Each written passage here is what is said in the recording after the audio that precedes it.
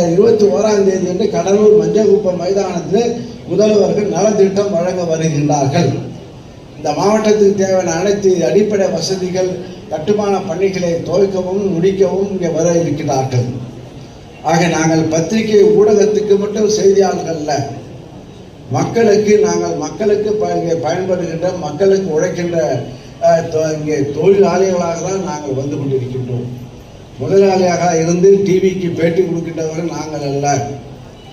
ஆக நாங்களும் இங்கே மக்களாக கலந்து மக்களுக்கு பணியாற்றுகின்ற சேவகனாக தான் நாங்கள் வந்து பணியாற்றுகின்றோம். நேற்றைய தினம் நாங்கள் இப்போ இதே நேரம் தஞ்சாவூரில் விவசாயிகளுடைய கருத்தினை கேட்டு 8 மாவட்ட விவசாயிகளை அழைத்து அவருடைய கருத்துக்களை கேட்டு என்னென்ன வேண்டும் என்ற குறையை கேட்டு அதற்குரிய நிதிநிலை அறிக்கை தாக்கல் செய்ய வேண்டும் என்று முதல்வர் அறிவித்திருக்கிறார்கள்.